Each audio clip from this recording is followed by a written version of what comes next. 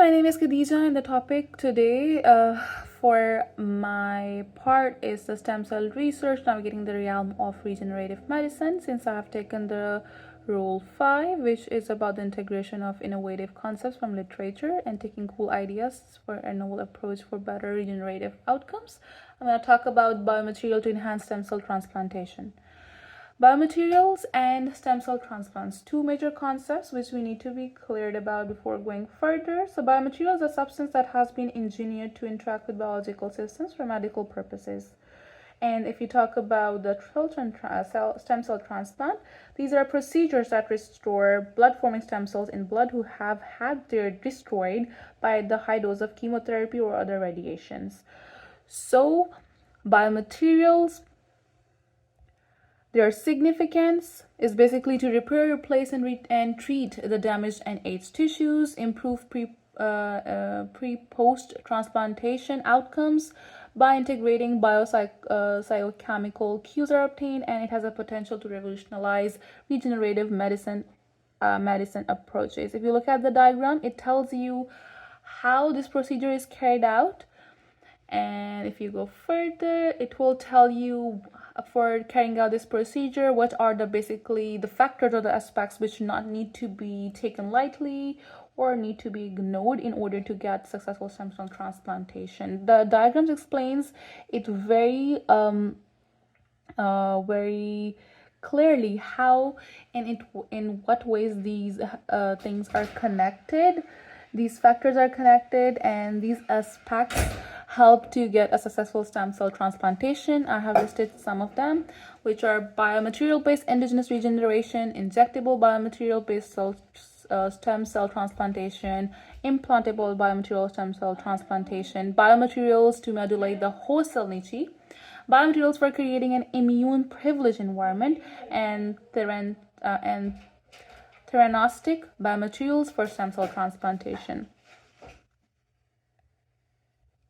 So if you talk about the methodologies for engineering biomaterial traits for stem cell transplantation, you can either engineer their intrinsic properties, or you can do it by by engineering their extrinsic biomaterial properties.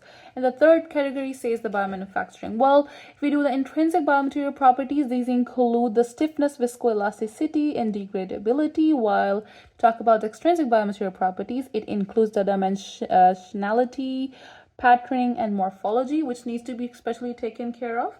As you talk about the biomanufacturing, is basically the technique to improve stem cell regenerative outcome through building biomaterial construct, recapitulating 3D microenvironment for stem cell survival and function. So it is another method for engineering biomaterial traits for stem cell transplantation. If you talk about the key developments in biomaterial facilitated stem cell transplantation, there are many fields.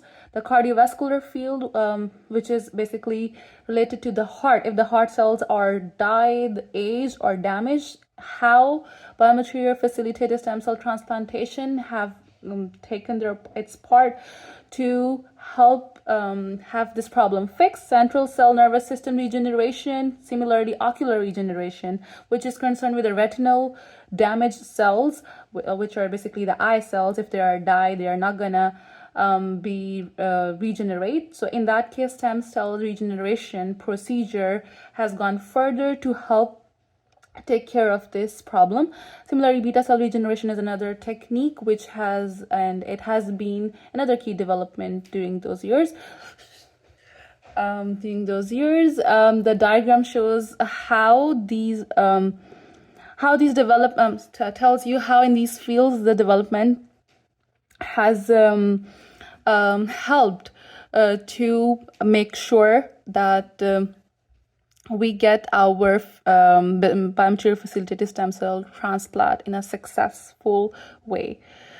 Okay, and if you talk about the potential avenues for future developments, it tells you about how disease control disease control via cardiovascular, central nervous system, ocular, and beta cell regeneration through innovative approaches, whether improved specifically engineered biophysiochemical traits by taking them either in implantable or injectable form, after running through improved intrinsic, extrinsic, or biomanufacturing methodologies for successful regenerative outcomes and by overcoming the hindrance by all means possible. This is a great, it has a great potential to actually unveil significant developments in the future, and it is a very powerful tool for biomaterial-based stem cell transplantation indeed.